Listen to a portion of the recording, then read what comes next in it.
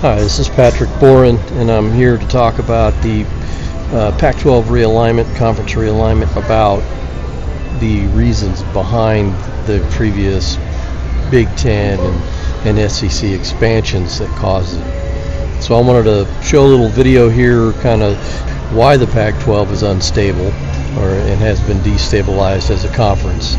So here we go.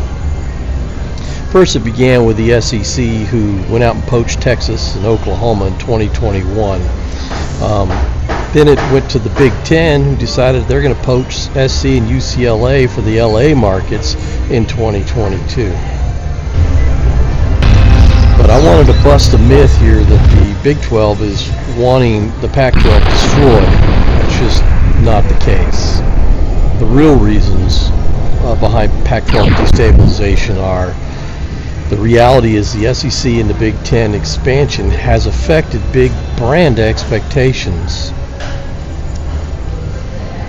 Top brands like Florida State, Clemson, Oregon, and Washington fear that if things don't change soon, their ACC Pac brands could potentially fall behind programs in the SEC and Big Ten by roughly $30 to $45 million per year, respectively.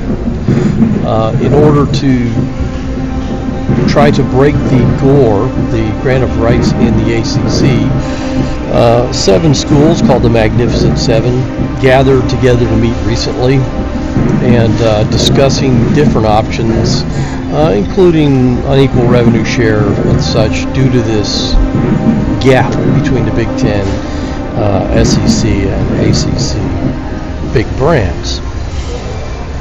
So the real issue beside this is the college football playoff.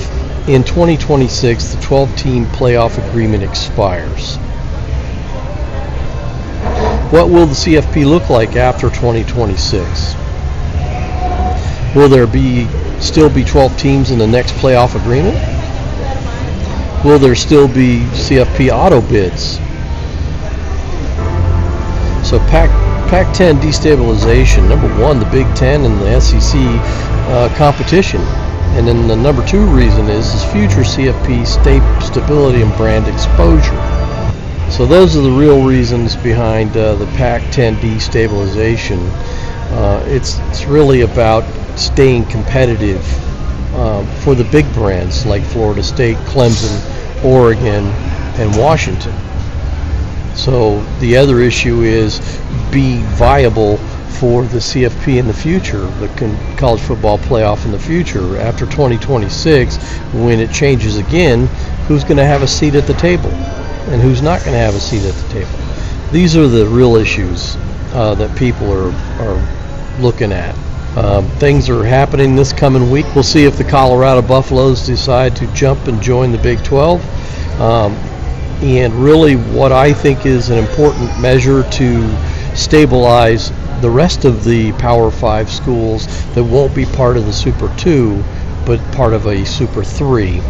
So means that when the Big Ten and the SEC go out and poach the rest of the teams from the ACC and PAC, respectively, the remaining teams, the best of the rest, as we would say, would form the 3rd super conference, giving everybody, those teams, a viable future into the future of the college football playoffs as well.